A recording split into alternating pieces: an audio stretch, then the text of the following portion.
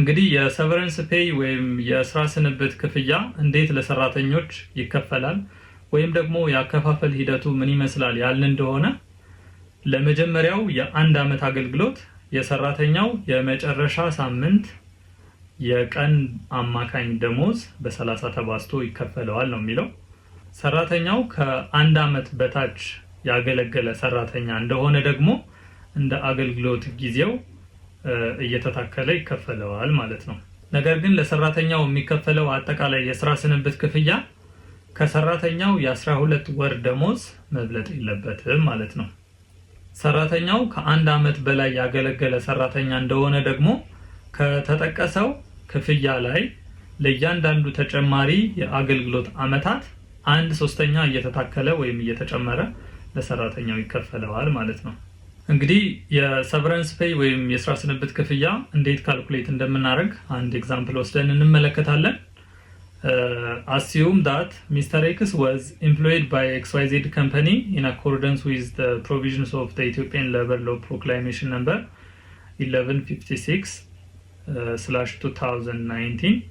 He was hired on September 1, 2002 with a monthly basic salary of 15,000 birr. His employment was terminated on November 30, 2007. እንግዲህ ሚስተር ኤክስ የስራ ውል የያዘበት ቀን ወይም ደግሞ ስራውን የጀመረበት ቀን ሴፕቴምበር 1 2002 ነው። ይሄ ሰራተኛ ተርሚኔት ያደረገው ወይም ደግሞ የስራ ውሉ የተቋረጠው መቼ ነው? ኖቬምበር 30 2007 ነው።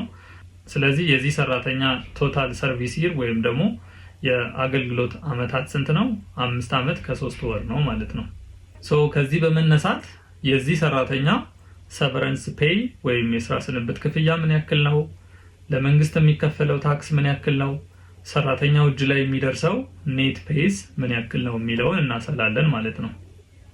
እንግዲህ ቅድም ሰቨረንስ ፔይ እንዴት ይሰላል ብለን ስንመለከት ምንድነው ያልነው? ለመጀመሪያው የአገልግሎት አመት የሰራተኛው አማካኝ የቀን ደሞዝ በ30 ተባዝቶ ይከፈለዋል ነው ያለው። ስለዚህ ከሴፕቴምበር 1 2002 እስከ ሴፕቴምበር 1 2003 ድረስ የመጀመሪያው አመት ነው። ስለዚህ መጀመሪያ ዴይሊ ሰለሪ ወይም ደግሞ ዴይሊ ዌጅ ካልኩሌት ማድረግ ይጠበቅብናል። ስለዚህ የሰራተኛው መንዝሊ ሰለሪ 15000 ነው። ሲካፈል ለ30 እናደርጋለን። ምክንያቱም የሰራተኛውን አማካኝ የቀን ደሞዝ ለማግኘት ቤዚክ ሳላሪውን ሲካፈል ለ30 እናደርጋለን። ስለዚህ ቤዚክ ሳላሪው 15000 ነው። ሲካፈል ለ30 ስናደርገው በቀን ሰራተኛው የሚከፈለው አማካኝ ደሞዝ 500 ብር ይሆናል ማለት ነው።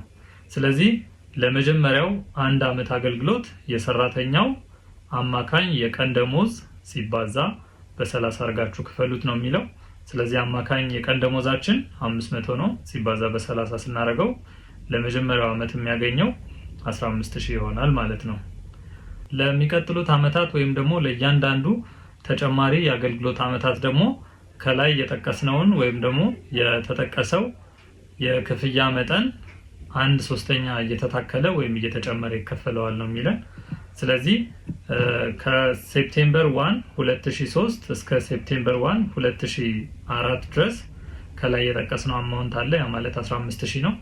የ15000 1/3 እንከፍላለን ማለት ነው። ስለዚህ 15000 ሲባዛ በ1/3 5000 ይሆናል ማለት ነው። ስለዚህ ለእያንዳንዱ ቀሪ አመታት ወይም ደግሞ ለእያንዳንዱ ተጨማሪ የአገልግሎት አመታት የተጠቀሰውን አማውንት ወይም ደግሞ የ15000 1/3 እያደረግን እየጨመርን እንከፍላቸዋለን ማለት ነው። ስለዚህ ሁለተኛው አመት ላይ፣ ሶስተኛው አመት ላይ፣ አራተኛው እና አምስተኛው አመት ላይ ተመሳሳይ አማውንት ይኖረናል ማለት ነው። ያ ማለት 15000 ሲባዛ በ1/3 እያደረግን ማግኘት እንችላለን ማለት ነው። ከዛ በተጨማሪ ግን አመት ያልሞላ ወይም ደግሞ ፕሮሬትድ የሆነ የአገልግሎት አመት አለን። ያ ማለት ከሴፕቴምበር 1 2007 እስከ ኖቬምበር 30 2007 3 ወራት አለን።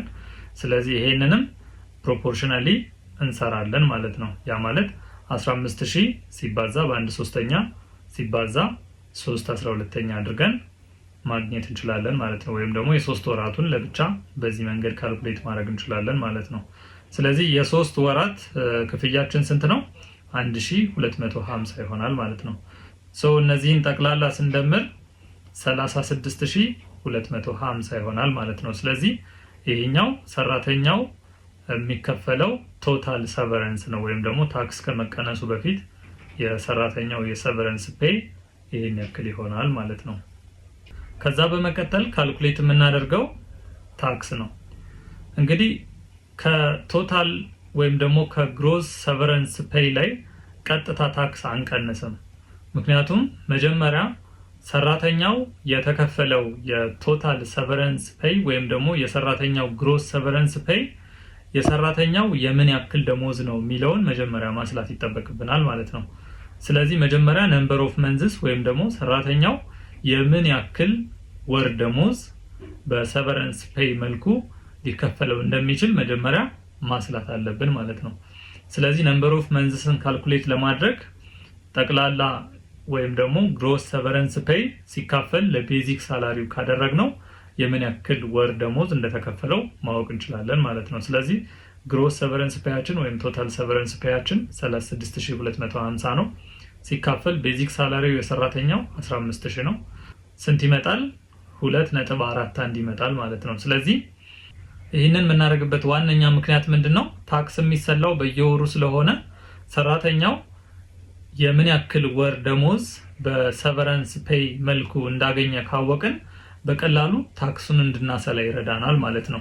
ስለዚህ ይሄ ሰራተኛ የ2 ወር ከግማሽ ደሞዝ እንደተከፈለው ካወቅን በቀላሉ ታክስ ማስላት ይቻላል ማለት ነው። እንግዲህ የ2 ወር ከግማሽ ደሞዝ ተከፍሎታል ብለናል። የዚህ ሰራተኛ ቤዚክ ሰለሪ 15000 ነው። እንግዲህ 15000 በአዲሱ የታክስ ህግ የሚገኝበት የታክስ ብራኬት በ35% ነው። ስለዚህ 15000 ሲባዛ 35% ተቀናሻችን ደግሞ 2050 ብር ነው በአዲሱ የታክስ ህግ መሰረት። ስለዚህ ይህንን ስናደርግ 3200 እናገኛለን ማለት ነው። እንግዲህ ይሄኛው ሰራተኛው በአንድ ወር ውስጥ የሚከፍለው የታክስ መጠን ነው ማለት ነው። ነገር ግን ይሄ ሰራተኛ የ2 ወር ከግማሽ ደሞዝ ተከፍሎታል እያልን ነው። የ2 ወር ታክስ ነው የምናሰላው ማለት ነው። የአንድ ወሩ 3200 ብር ከሆነ የ2 ወሩ ስንት ይሆናል ማለት ነው? 6400 ይሆናል ማለት ነው።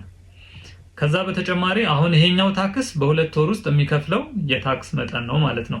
ነገር ግን ተጨማሪ ፕሮሬትድ ሳላሪ አለን። ስንት ነው? 0.41። ስለዚህ ይህንን እናባዛለን። 0.41 ሲባዛ በ15000 ስናደርግ 6250 እናገኛለን። ይሄኛው የደሞዝ መጠን ደግሞ በ0.20% የታክስ ብራኬት ውስጥ ነው የምናገኘው። ስለዚህ 6250 ሲባዛ 0.2 ወይም 20% ተቀናሹ የዚህ ታክስ ብራኬት ተቀናሹ ወይም ደግሞ ዲዳክሽኑ 500 ነው። 750 እናገኛለን ማለት ነው። ስለዚህ 6400 ሲደመር 750 ይሄ ሰራተኛ የሚከፍለው የግብር መጠን 7150 ብር ይሆናል ማለት ነው። ታክሳችንን በዚህ መልኩ ካልኩሌት ካደረግን ለሰራተኛው የሚደርሰው ኔት ፔይ ወይም ደግሞ የተጣራ የሰቨረንስ ፔይ ከግሮስ ሰቨረንስ ፔይ ታክስን ስንቀንስ እናገኛለን ማለት ነው። ግሮስ ሰቨረንስ ፔያችን 36250 ነው። ሲቀነስ ታክሳችን 7150 ነው። እዚህ ሰራተኛ ላይ እጁ ላይ የሚደርሰው የተጣራ የስራ ስንብት ክፍያ 29100 ብር ይሆናል ማለት ነው።